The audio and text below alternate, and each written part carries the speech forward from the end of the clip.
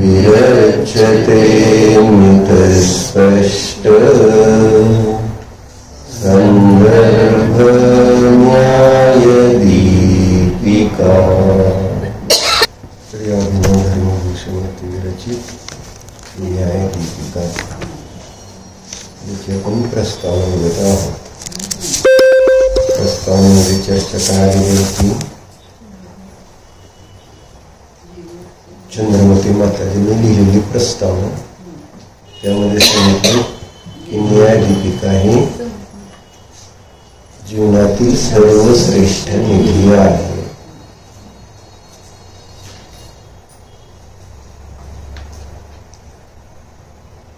आपण काल काय बघितलं तर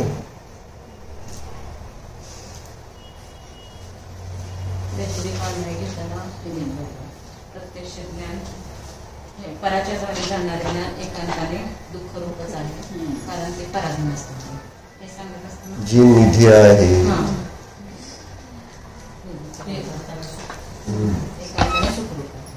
सुखरूप असणारी असते तीच निधी असते असं सांगितलं। ज्या निधीचा सुखाबरोबर अविनाभाव नाही किंवा व्याप्ती नाही तर त्याला निधी असं म्हणता येणार नाही। व्यवहारामध्ये आपण बघितलं ज्याला ज्याला आपण निधी समजतो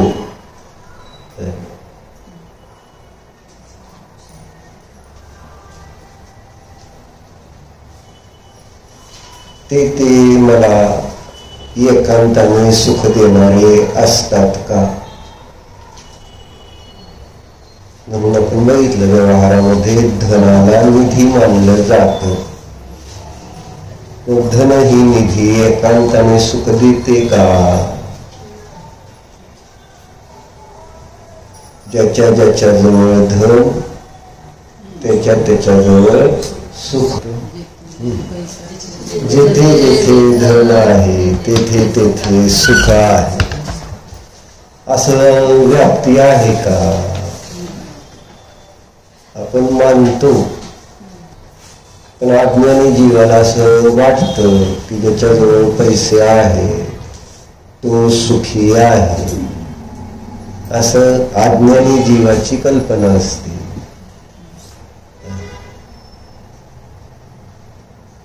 म्हणून तो पैसे मिळवतो सुखाच्या प्राप्तीसाठी आणि होत गरीब पैसे मिळवायला लागतो सुखी होण्यासाठी। आणि मग काय होतं, पैसे आल्यावर सुखी होतो का गरीब मनुष्य? का पैसे आल्यावर गरीब मनुष्य दुःखी होतो? मग परत काय म्हणतो, उलट पहिलं गरीब होतो तेच बरं होतं। पैसे आल्यावर उलट जास्त त्रास व्हायला लागला। मधुर मिलन नव्हतं तर सवत, मधुर मिलनला सवत म्हणते ते आहे ना, कारण आणि ती जवळची आहे ही लांबची झाली आता असं मधनं तिला एक टाउंट मारते नवऱ्याला, कारण जास्त लक्ष तिच्याकडे आहे मधुर मिलनकडे। म्हणजे आईकडे जास्त लक्ष आहे। आता सवत आहे का आई आहे कोणास ठाऊक,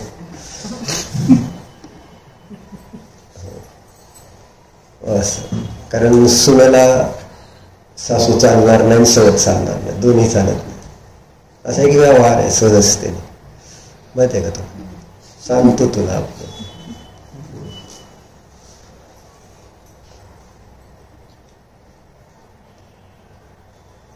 मधुर मिलन अगोदर नव्हतं तर सुखी होता का दुःखी होता अभिजित? तू नव्हतं त्यावेळेस। म्हणजे परिग्रह वाढला तर विकल्प वाढलाय असं मला सांगायचं, आणि विकल्प वाढले तर तेच दुःख रूप असतात। म्हणून तर ध्यान करायचं। कशासाठी ध्यान करायचं आपल्याला? विकल्प वाढवायला ध्यान करायचं का विकल्पामुळे हैराण होतो म्हणून आपल्याला त्या विकल्पाला संपवण्यासाठी ध्यान करायचं असतं. म्हणून ध्यानाच्या वेळेस कसलेच विकल्प करायचे नाही, लक्षात राहू द्या. कारण आपण तिथं विकल्प करण्यासाठी गेलेलो नाही आहोत, विकल्पातून मुक्त होण्यासाठी. तेव्हा मुनिराज परिशह उपसर्ग जरी झाले तरी सुद्धा विकल्प करत नाही. यशोधर मुनींच्या गळ्यात साप घातला म्हणून, यशोधर मुनींच्या गळ्यात साप घातला तर त्यांनी विकल्प केले का? उलट काय केलं, निर्विकल्प झाले जास्त. म्हणजे मुनिराजांचं उलट असतं. म्हणून म्हटलं जातं, उलट्या काय असतात की, एक म्हण आहे की मराठीत, कुणाच्या घरच्या नाथांच्या घरची पावले उलटी का काहीतरी असं म्हणतात, काहीतरी एक म्हण आहे मराठीची. तुम्हाला चांगल्या म्हणी येत नाहीत का? म्हणजे जे विशेष ज्ञानी असते त्यांची सगळी पद्धती उलटी असते. आणि म्हणून आपल्याला असं वाटतं की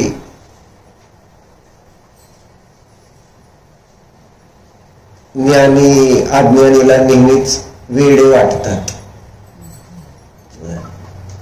म्हणजे सामान्य आहे, जसं कपडे जरी आता दिगंबर वेश आहे म्हणून वेडे वाटतात, लोच करतात म्हणून वेडे वाटतात.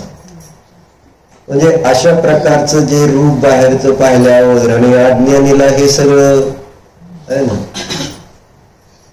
विपरीत वाटतंय. कारण याला कपडे, नटणं थटणं, खाणं पिणं हे सगळं ते.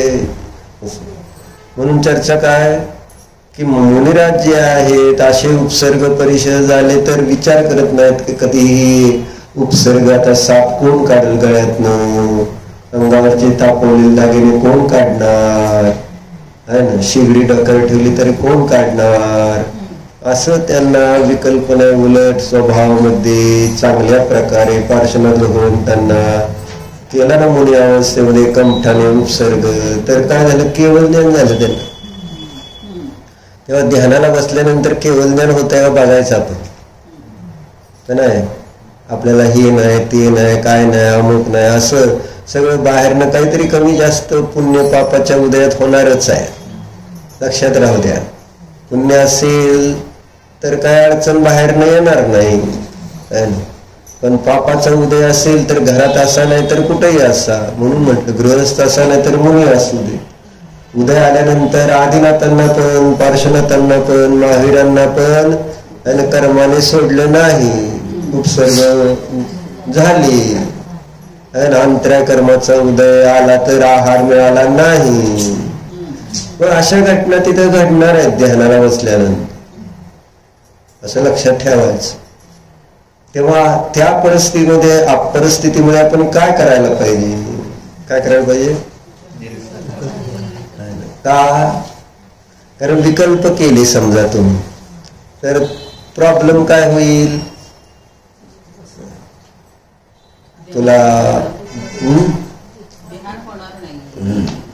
बरोबर ध्यान होणार नाही. का नाही होणार, कारण एक तर मौन आहे बाहेर, तुम्हाला त्या क्षेत्रामधलं बंधन आहे आणि सगळे नियम आहेत. मग अशा अवस्थेमध्ये नियम पण मोडायचं नाही आणि विकल्प जर करायचा झाला तर परिस्थिती जास्त खराब होईल. त्यापेक्षा नियम घेतल्यानं काय जे होईल ते होईल. म्हणून महाराजांनी सांगितलं होतं की समाधी झाली तरी काय अडचण नाही, इथपर्यंत तयारी ध्यानार्थी जीवांनी ठेवली पाहिजे स्नेहात. कारण तिथं महाराज स्पष्ट म्हणाले होते, जर इथं तुमची ध्यानाच्या मध्ये समाधी झाली तर स्वर्गाला जाताल.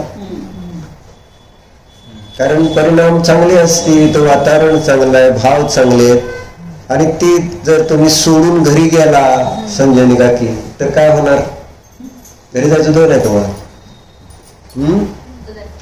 जायचं नव्हतं पण तशी परिस्थिती आलती का नाही जायची घरी, विकल्प झालते की थोडेसे त्रास झालता का नाही, होय म्हणा की त्याला काय होतंय झालता. कोण म्हणून तुम्हाला मोठेपणा सांगायला सांगितलं का स्थिर केलं म्हणून.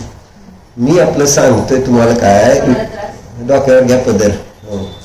हे त्रास झाल्यावर, विकल्प झाल्यावर घरी येण्याची भावना झाली आपल्याला, झाली तर झाली म्हणून काय होतं त्याला. मग असं सांग, घरी येऊन काय झालं असतं. म्हणजे सांगायचं तात्पर्य एवढं आहे की विकल्प कमी करायला चाललेलो आहे, विकल्प वाढवण्यासाठी नाही. कारण विकल्प दुःखाचं कारण. कशावरून विषय निघाला होता अभिजित हा. परिग्रह जो वाढेल तर विकल्प वाढत. जसं काय उदाहरण घेतलं आपण, मधुर मिलन अगोदर नव्हतं तर काय झालं, परत मग त्याच्याबद्दल विकल्प होत होते का, हे करायचंय ते करायचंय, स्वच्छता काय, जे काही किती हजारो लाखो करोडो विकल्प. आणि त्यामुळं परत बायकोचं ऐकून घ्यायचं, पोराचं ऐकून घ्यायचं, मामाचं ऐकून घ्यायचं, त्या तिथं येणाऱ्या काय म्हणायचं ते कामगारांचं ऐकून घ्यायचं, ज्यांनी लग्न कार्यक्रमाला घेतलंय त्यांचं ऐकून घ्यायचं. म्हणजे काय त्यांनी साधलं, म्हणजे लाभ काय झाला. हे किती लाभ आहेत तर मधाच्या थेंबा एवढा लाभ, आणि दुःख, आणि त्या मधमाशा किती चावतात. लक्षात येते का. मग लग्न केल्यावर काय होईल ध्रुव, आता बायको नाही, बरोबर आहे. मग विकल्प आहे का बायकोचा, नाही का. लग्न केल्यावर बायको आल्यावर काय होईल, काय होईल. मग काय विकल्प म्हणजे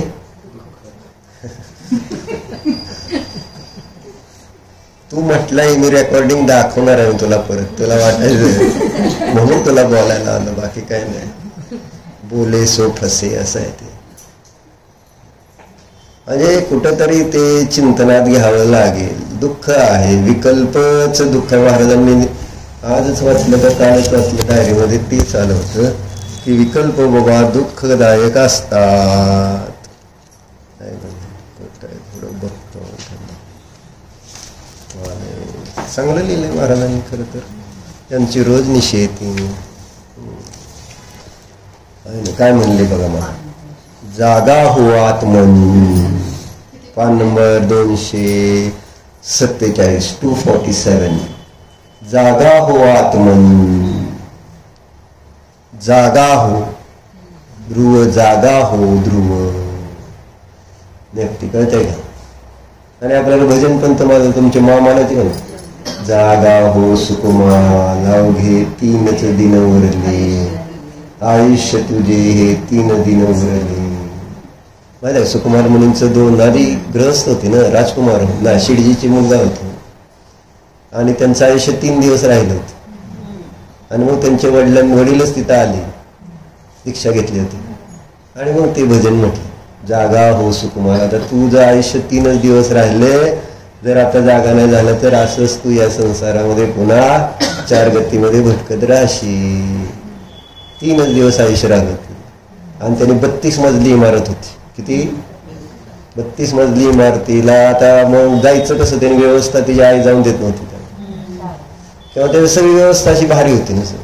मग साडेला साडे बांधले, म्हणजे 32 राणे होते त्याला. किती, 32 राणे होते म्हटल्यावर आनंद होते. 32 राणे म्हणजे 32 राण्याचे विकल्प होते रे, दुःखी होते त्यावेळेस. मग त्या सगळ्या साड्या एकमेकाला बांधून दोरी तयार करून उतरून वनामध्ये दीक्षा करून घ्यायला. जागा हो असं जागृत केलं कुणाला, तसं तुम्हाला का नाही. मग मी महाराज काय म्हणजे बघ, जागा हो हे आत्मन, जागा हो आहे ना. मोहाच्या निद्रेमध्ये किती तू निजणार, असं ते भजन आहे. काय, मोहाच्या निद्रेमध्ये किती तू निजणार. ही मोहाची निद्रा अत्यंत भयंकर आहे. किती मोठे आवाज झाले तरी उठत नाही. आपण ते बघितलं आत्मनुशासन मध्ये गुणवंतर आचार्यांनी मोह निद्रेचं स्वरूप म्हणून सांगितलेलं वर्णन एक श्लोकच लिहिला. त्याच्यामध्ये किती मोठे आवाज त्याला ऐकू येत नाही, ही मेला ती मेला ऐकू येते. आपल्याला मेलेले तुम्हाला सुतक आलेच की, ऐकू आलं का तुम्हाला सुतक आले ते? म्हणजे काय झाले सुतक आले म्हणजे? आणि तुम्हाला ऐकू आलं का मेलय म्हणून? तर आपण बहिर झालेलं असतं, आपल्याला ते शब्द कळत नाही, मेलय मेलय मेलय. इतके मोठे आवाज होते मृत्यूचे, तरी आपल्याला जाग येते का?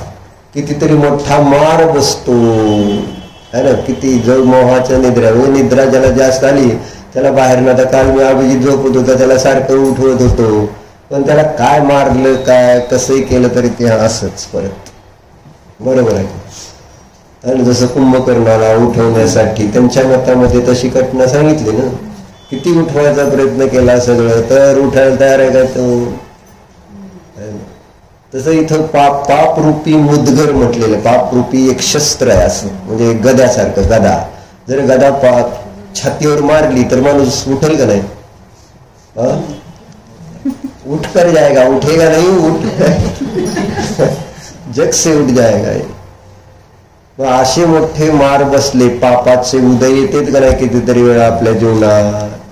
पण ते मार सहन करून सुद्धा आपण मार बसत असताना सुद्धा जागा होतोय काय मुलांनो? रोज मार बसतोय का नाही? कोणाचा? माझा बसतो, अभिजितचा बसतो, ध्रुवचा बसतो, सगळे मारतात का नाही तुला? शब्दाचा मार असा हाताने नाही, शब्दाने सगळेजण मारतात आणि ती आम्हाला मारते, असं आम्ही दोघं एकमेकाला मारतो. मारामारी चाललेली असते, बाकी काय नाही. शब्दाने कुठं भांड्याची असते, कुठं कोणाची, वेगवेगळे हत्यार असतात मारामारीची. तर काय चाललंय तो ध्रुव आपलं? काय मोहाच्या निद्रेमध्ये किती तू निजना. जागा हो, जागा हो म्हणतात महाराज. काय म्हणतात? जागा हो आत्मन, जागा हो, नित्य स्वभावामध्ये लीन राहा, विकल्पांमध्ये जाऊ नकोस. आपण पण जायचं नाही आणि काय ध्यानाच्या वेळेस दुसऱ्याला पण न्यायचं नाही. स्नेहात आहे, लक्षात राहू द्या. नाहीतर काय होईल? काय होतं ध्यानाला बसल्यावर? व्यक्ती तू पण बसली ना, मग आपण मग शेजारी कोण असलं ती ध्यान करायचं, त्याला पण खणवा कमी करायची, त्यांनी खणवा कमी करायची, कुठंतरी लिहून दाखवायचं. म्हणजे असे सगळे काहीतरी कार्यक्रम चालू होतात. विकल्पांना कुठून तरी वाट करून दिली जाते सारखी त्या ध्यानाच्या वेळेमध्ये. कारण मग तोंडाने बोलायचं नाही, त्यावेळेस मग बोलण्याचे वेगवेगळे प्रकार असतात. मनाने तर इतकं बोलतोय माणूस, रात्री बडबडत झोपेत सुद्धा, माहिती आहे का? असे अनेक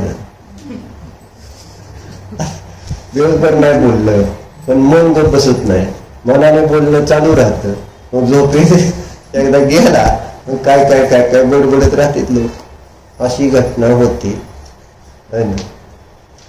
आणि मग वचनाने नाही बोललं तर कशाने बोलतो? मग तो काही नाही, काय नाही म्हणजे शरीराने बोलतो. मग म्हणजे शरीराचे हालचाल, हावभाव, खणाखुणा करून मग कुठून तरी बोलायचं अशा पद्धती.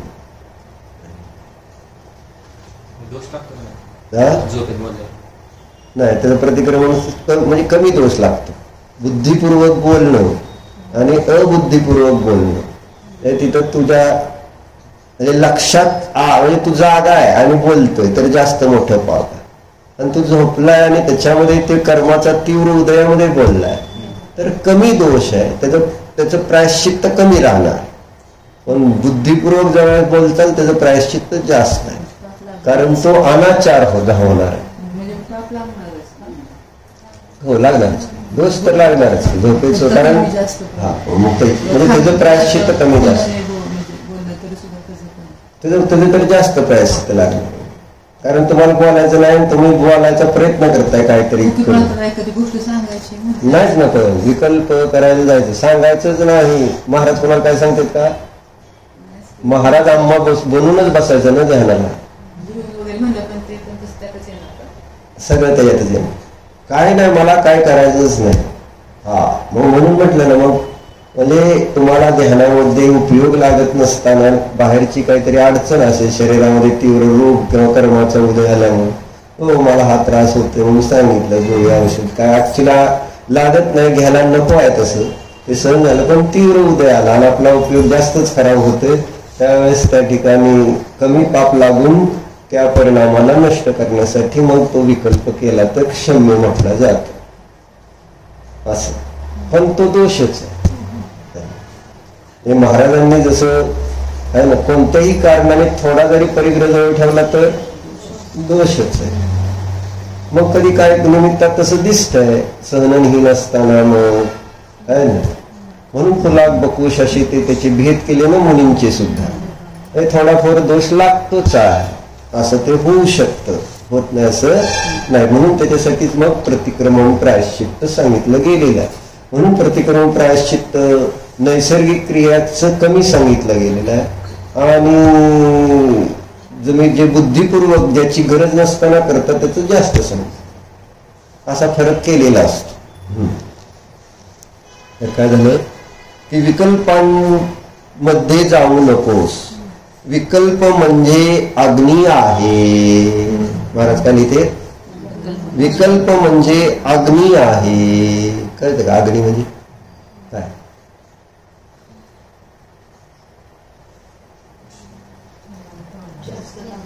म्हणजे त्याचं भावभाषण करा नसतं. विकल्प म्हणजे अग्नी, हो मला कळलं विकल्प म्हणजे विकल्प केला तर ते पळला पाहिजे, त्याचं नाव अग्नी आहे. नाहीतर काय विकल्प इकडे तर ते गारगार लागते, त्याला म्हणजे विकल्प नाही केला तर मग ते अग्नीसारखं पोळते, आणि विकल्प झाला तर जरा थंड झाल्यासारखं वाटतं. म्हणजे जसं आपल्याला कोणीतरी त्रास दिला आणि मग काहीतरी बोललं, काय झालं, मग आपल्याला केव्हा बरं वाटतं?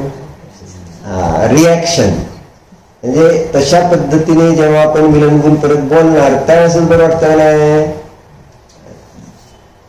त्याला म्हणायचं त्या विकल्पाला बर्फासारखं गार वाटतं, शांत होते माणूस. जसं है ना, हिथं घडलेल्या घरातल्या घटना मैत्रिणी कशी जाऊन बोलल्यावर बरं वाटतं का का की समजा घरात सुरूनच राहते ना, पण तुम्ही जर मैत्रिणी भेटला, मग काय गप्पा, माझी सून अशी आणि ती सांगणार माझी सून तशी. जर असं सांगितलं मग बरं वाटतं का नाही? पण किंवा जाऊ अशी आहे किंवा कोणी कसं आहे काय आहे असं वगैरे बोलल्यावर बरं वाटतं का नाही?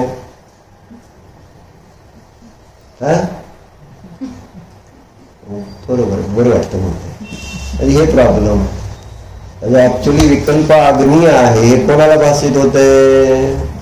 कोणाला? महाराज म्हणतात. काय म्हणतात महाराज? विकल्प अग्नी. पण किती विकल्प असतात, किती विकल्प.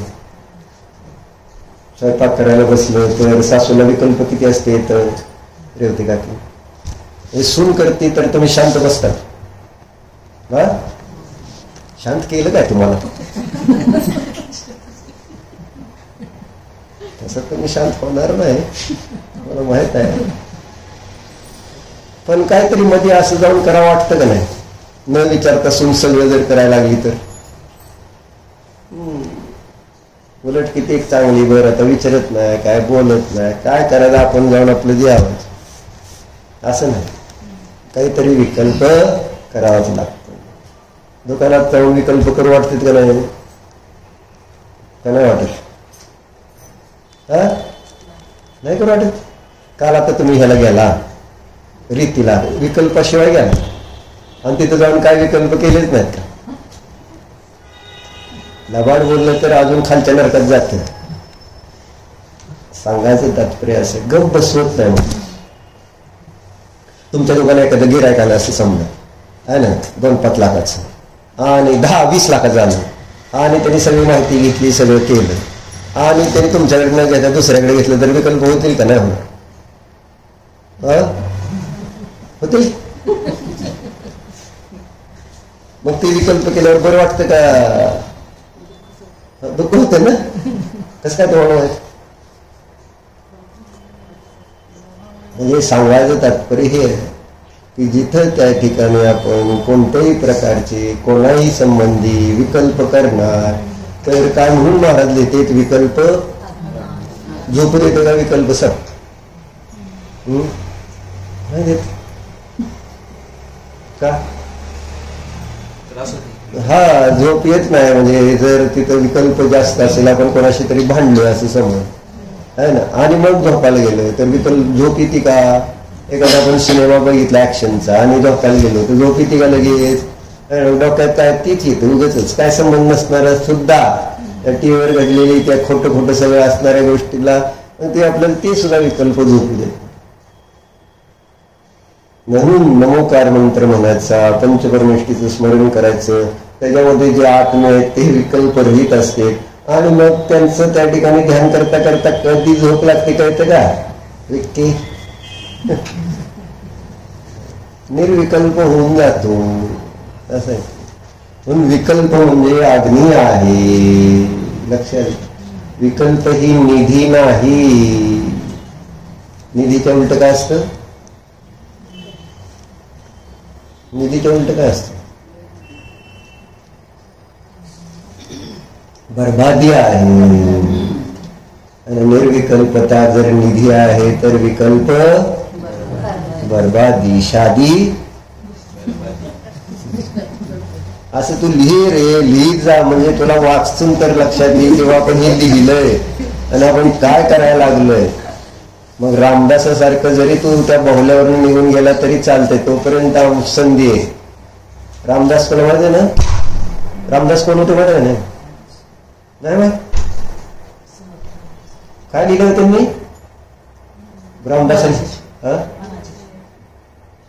मनाचे श्लोक. रामदास तुम्हाला अभ्यास चांगला आहे राव. आणि कोणतं आचार्य कोणते कधी मनाचे श्लोक.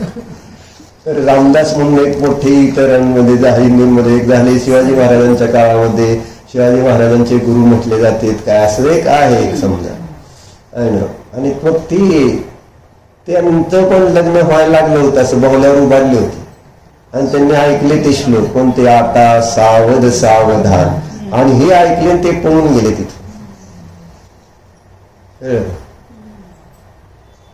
सांगितले शादी. हा छान. विकल्प म्हणजे लिहिलं का? नाही, परिग्रह विकल्प आहे. मग जसं मधुर मिलन एक विकल्प आहे, तसं त्या ठिकाणी एखाद्या मुलीशी लग्न केल्यानंतर मग त्या मुलीचा विकल्प वाढेल का नाही? असं आहे हो. हे मला सांगेल परिग्रह म्हणून तर आपल्याला सोडायला का सांगितलं शास्त्रात? आपल्याला दिगंबरत्व का सांगितलं गेलं? आपले देव दिगंबर, मुनी दिगंबर, आपला धर्म दिगंबर का आहे? व्यवहार बाह्य नोकर माहिती निर्विकल्पतेच.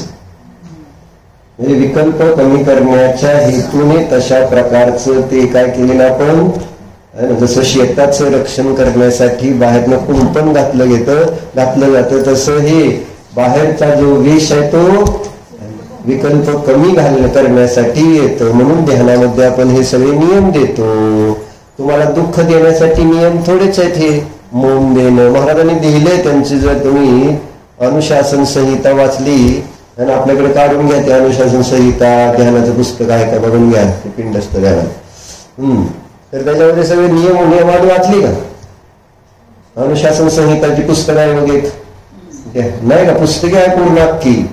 महाराजांनी त्याच्यात सगळं लिहिलेलं आहे. काय काय काय काय नियम का आहे तिथं पाळायचे, का पाळायचे, याच्यातनं तुम्हाला काय करायचं, असं सुंदर एक 4-5-6 पानाचं लिहिलेलं आहे. तर त्याची PDF आता टाकायला लावावं लागेल. टाकली का? वाचली ना? तू वाचली का? बरं, वाचून घ्या. मग तिथं वाचली का?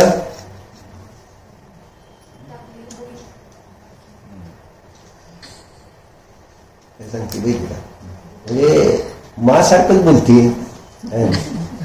अरे ना, टाकली ती बघायला नुसती होती का टाकलेली आहे म्हणून?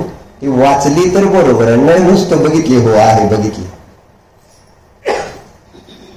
तर वाचून घ्या. जे ध्यानाला बसणार आहे त्यांनी त्या ठिकाणी त्याचा अभ्यास करा. म्हणजे कळेल की काय नियम कशासाठी असते.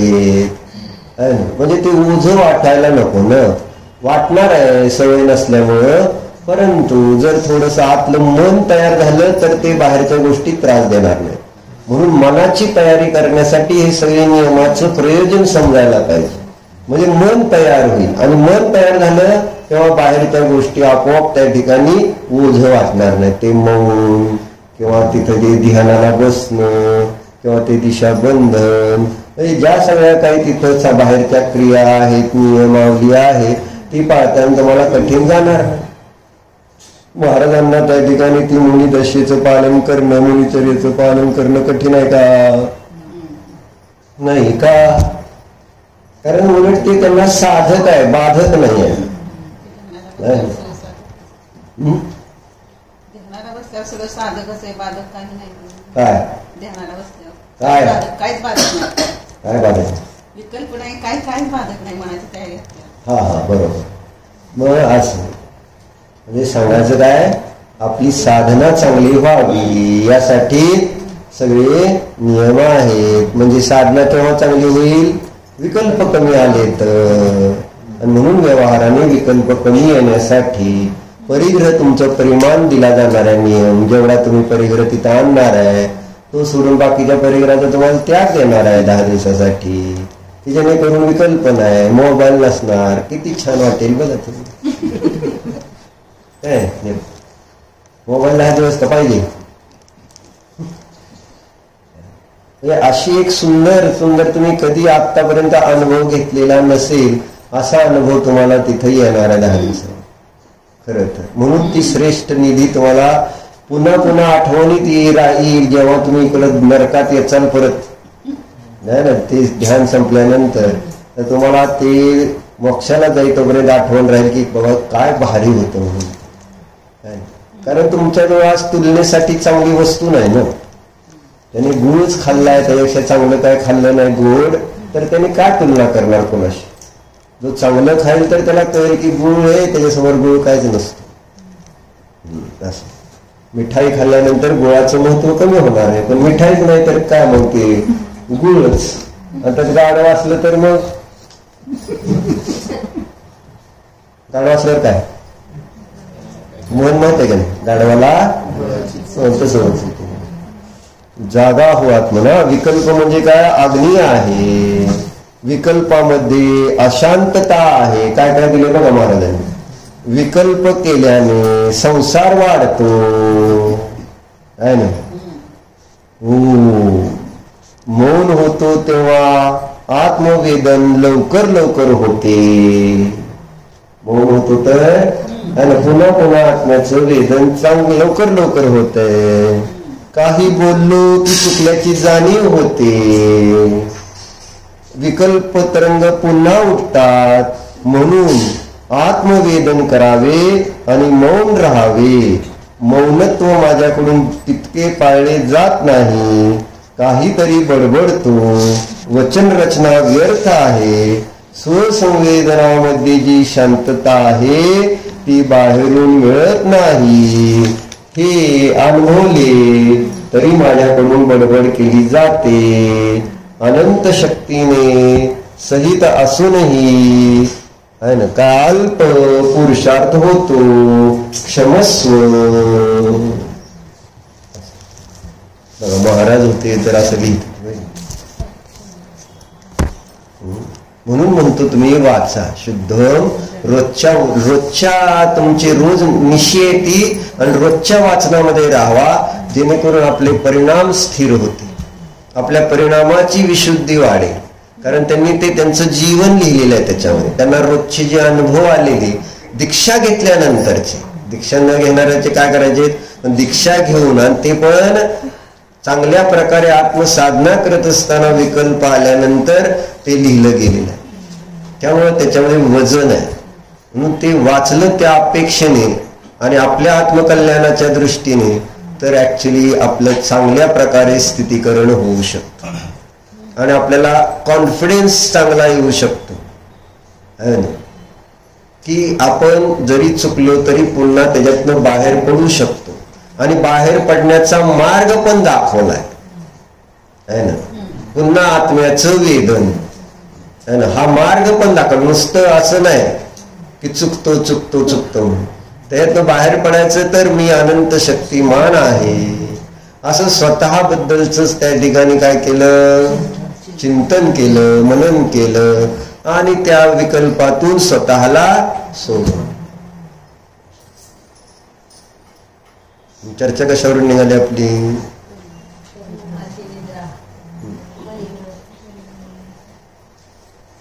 परिग्रहात काय संबंध?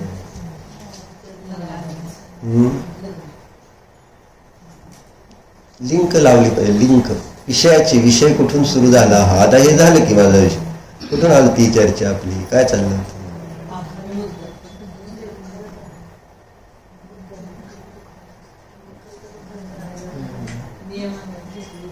बाहेरच्या निधी ह्या विकल्पाला उत्पन्न करणाऱ्या आहेत.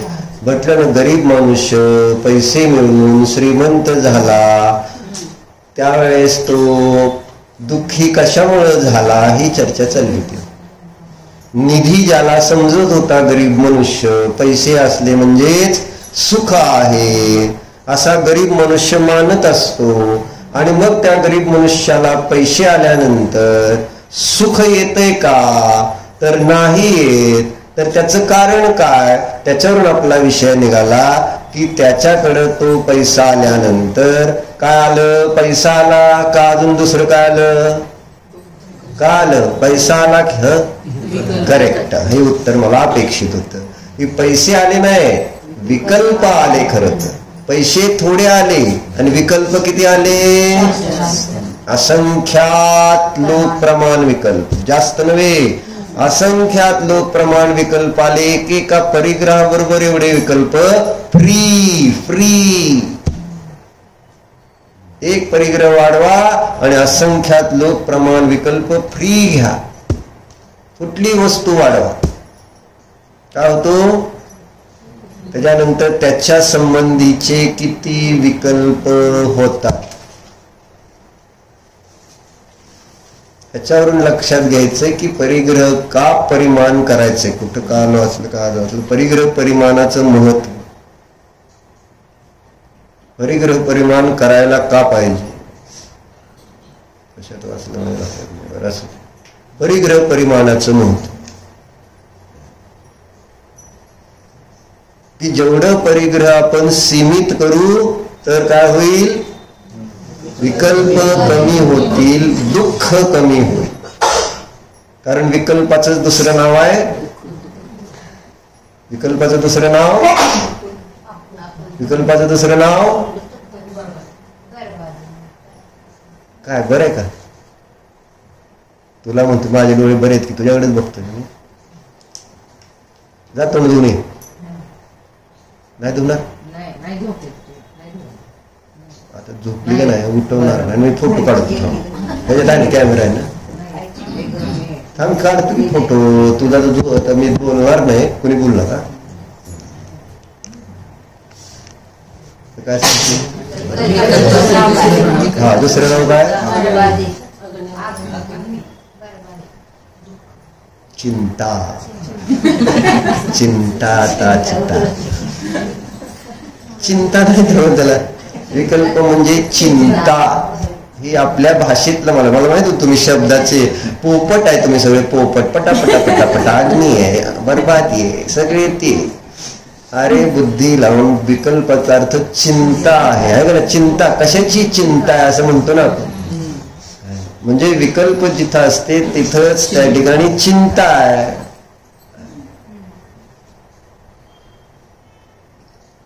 म्हणून आपण त्या पूजनामध्ये काल परिग्रह आहे ना, अकिंचन धर्माच्या ह्याच्यामध्ये वाचलं नाही. परिग्रह चिंता दुःख ही मानो. परिग्रहाची चिंता ही दुःखाचं कारण आहे. असं आहे. म्हणजे विकल्प आहेत ना, त्या परिग्रहासंबंधीचे विकल्प म्हणजे चिंता आहे. आणि त्या चिंतेमध्ये हा जळतो असं सांगितलं. म्हणून चिता चिंतेचं वर्णन नेहमीच करतात. चिता मेल्यावर जाळते आणि चिंता जिवंत जाळते. काय हा जाते का? म्हणजे बघायला पाहिजे की जळतंय म्हणजे सारखं आजळतंय म्हणजे आकुलता अशांती आहे. आणि म्हणून महाराज दिले विकल्प म्हणजे अग्नी.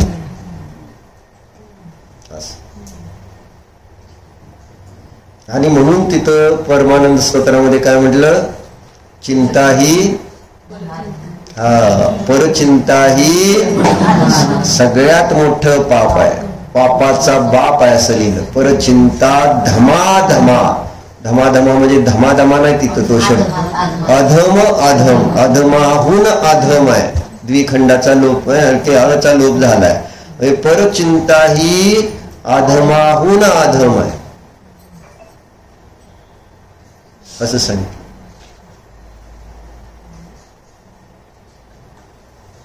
म्हणून चर्चा काय चालली,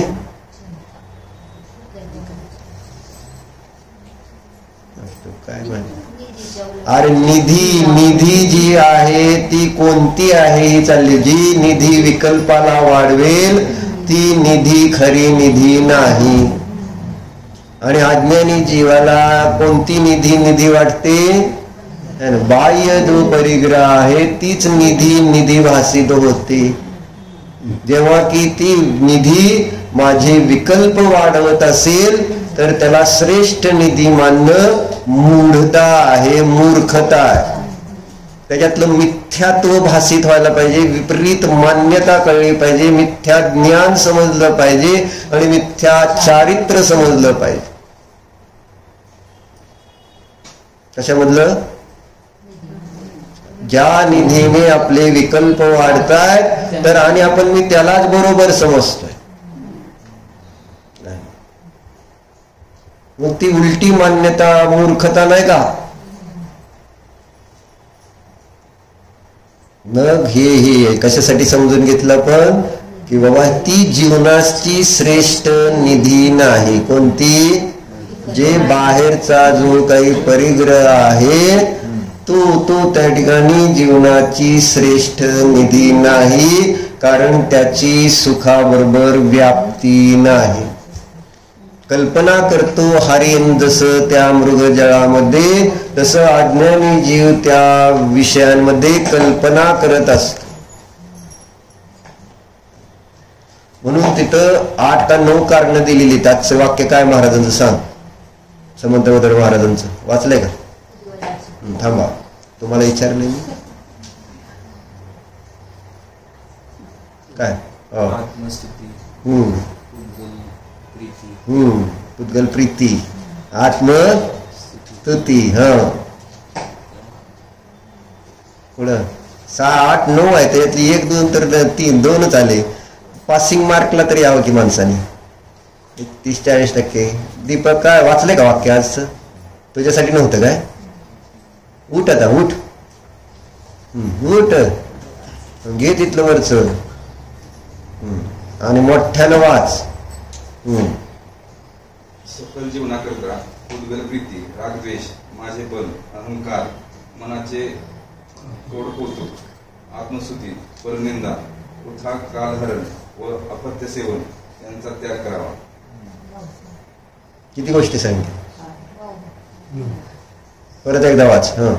सफल जीवनाकरता उद्गल प्रीती, रागद्वेष, माझेपण, अहंकार, मनाचे कोड कौतुक, आत्मस्तुती, परनिंदा, वृथा कालहरण व अपत्य सेवन यांचा त्याग करावा. करेक्ट. आता कोण 9 सांगणार, आता ठेव तिथं, चल बस नीट ठेव.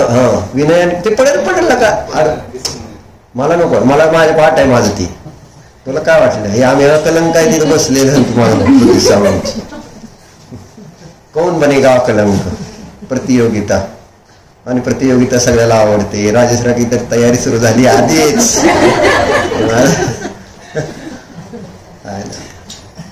तर अकलंक कोण आहे बघूया आपण. तर आधी नेहमीच महिलांना असतं, पण शास्त्राच्या वेळेस मी पुरुषांना आधी प्राधान्यता देतो, कारण महिलांना येतं शास्त्र बहुतेक करून. त्यामुळे पुरुषांना अगोदर संधी. कोण बनेगा अकलंक. दीपक किती वेळा वाचणार बेटा. 9 गोष्टी. 9 मधले किती सांगतोय बघू. चल बोल, तुझ्यापासून सुरुवात.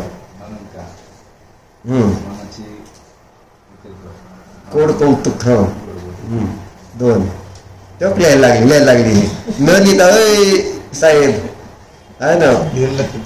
काय नाही लिहायचं नाही. तुमचा नंबर झाल्यानंतर मग लिहायचं. सगळ्यांचं झाल्यावर. हा 2च सांगितलं. अजून ग बसाय. कोण आहे रे पडपडते? काय सुंदर काकी आहे. 3 झाले. 9 मधले 3च झाले तर म्हणजे 30 पासिंग मार्क साठी 4 तर यायला पाहिजेत ना. का 30ला पासिंग होईल मला. 9 मधला मध्ये 30 म्हणजे बरोबर आहे. पास झाला. 5 झाला बस. हा अभिजित जी. प्रीती रागद्वेष अहंकार मनाची कोड कौतुक. 40 मार्क. टेन्शन घेऊ. जे टेन्शन घेते त्यांचं विसरतं सहज केलं आणि सोपं होतं रोजच्या जीवनातलं. चालेल तेवढंच आहे बस. पुढं आत्मस्तुती परनिंदा. घरचीच नाव आहेत. स्तुती नाव घरचंच आहे. परनिंदा परी नाव घरचंच आहे. मनाची कोड कौतुक रागद्वेष अहंकार. 50 40 राहिले बस. तुम्ही हम्म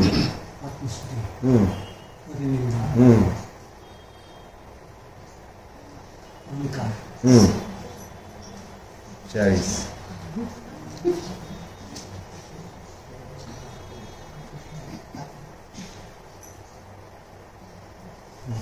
मी बायकांना विचारणारच नाही.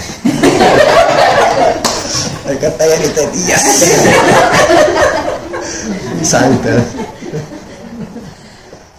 विचारणार नाही. तर काय हे कशासाठी वाचलं होतं तू? काय लिहिलं होतं त्याच्यात? ज्याला जीवन आपलं सफल करायचं त्याने काय करायचं? या गोष्टींचा या 9 गोष्टींचा त्याग करावा आहे ना. ज्याला 9च्या 9 येणार आहेत त्यांनी फक्त सांगा. कोणाला येते 9 त्यांनी सांगायचे. बाकी कोणी बोलायचं नाही. जर 9 येणार नसतील तर मग त्याला शिक्षा. कोण बोलतंय 9? नाही तसं नाही. 9 येणार असतील कॉन्फिडन्स न तर नाहीतर मग जबरदस्त शिक्षा. 8 नाही 9 चाललंय मला. 9 येत असतील तर बोला नाहीतर नाही बोलायचं. नाही भाई कोणाला दीप्ती नेप्ती सुंदरवागी बोलत होता. तेजश्री 9 येत असतील ते. हा रागद्वेष आत्मस्तुती माझेपण अहंकार परनिंदा वृथा कलह अपत्य कलह न वृथा काल काल विनाकारण वेळ वाया घालवणं. वृथा काल हरण. अपथ्य सेव. 8 झाले. 1 राहिले. छान. तर हे काय करायचं? हे सगळं करायचं म्हणजे आपलं जीवन सफल होत. बरोबर आहे. हा मग मी काय म्हटलं पण लक्षच नाही तर हे सगळं करायचं म्हटलं जर. तर या सगळ्या कशासाठी? या सगळ्या गोष्टींचा जर त्याग केला तर काय होईल? का या सगळ्या या 9 गोष्टी विकल्प वाढवणाऱ्या असल्यामुळे पुद्गलाची प्रीती विकल्प वाढवते. रागद्वेष विकल्प वाढवतो. अहंकार विकल्प वाढवतो. माझेपणा विकल्प वाढवतो. आत्मस्तुती विकल्प वाढवतो. परनिंदा विकल्प वाढवतो. मनाचे कौतुक विकल्प वाढवतो. वृथा कालहरण विकल्प वाढवतो आणि अपथ्य सेवन विकल्प वाढवतो. येस. म्हणजे तुम्हाला सांगितलं मला येते म्हणून. तर हे सगळे विकल्पांचं कारण आहे आणि ती म्हणून निधी समजून जवळ ठेवू नका. त्याला लवकरात लवकर त्याग केलेलं आपल्याला सुखाचं कारण ठरणार. ओम नमः. काढले का 9 लिहून? आता 9च्या 9 लिहिले. थांबा आता न बघता सांग. मग कसं कुठून बघून लिहिले? ऐकताना लिहिते. बरं असू द्या, न बघता सांगतो, लिहिलीत का तू? बरं काय, बरंच काय. बरं भातचा शॉपला पाहिजे. रागद्वेष, अहंकार, मनाचे कोडकौतुक, उद्गाराची प्रीती, अपत्य सेवन, केसाच्या ही केस काढून टाकतो. केसाचा प्रॉब्लेम आहे का नाही? अपत्य सेवन आणि 4च झाली. ते 4 झाले का? माझे पण. बर 9 झाली म्हणू का त्याच्यावर? आत्मस्तुती, हा परनिंदा. किती झाले? 9 झाली.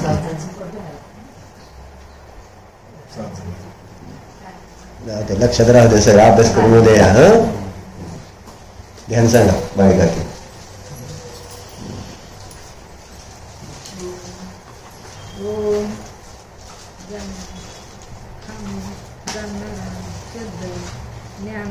जीव आहे, जाणतो तुम्ही आहे, परद्रव्य माझे नाही. मी एक आहे, अखंड आहे, मी आता दृष्टा स्वरूपी आहे, जाणणाऱ्याला जाणार. राग द्वेष मोह रहित आहे, विचार येतील जातील ते माझे स्वरूप नाही. विकल्प करणे माझे स्वरूप नाहीच. मी शुद्ध ज्ञानमय जीव आहे, एक आहे, शांत आहे, निर्मोह स्वरूपी आहे, हम निर्विकल्प स्वरूपी आहे, निरामय स्वरूपी आहे, निर्दोष स्वरूपी आहे. आम्ही जाणणाराच आहे, करणारा नाही. आम्ही अकर्ता स्वरूपी आहे, अकर्म स्वरूपी आहे. तुम्ही आहे, मी आहे,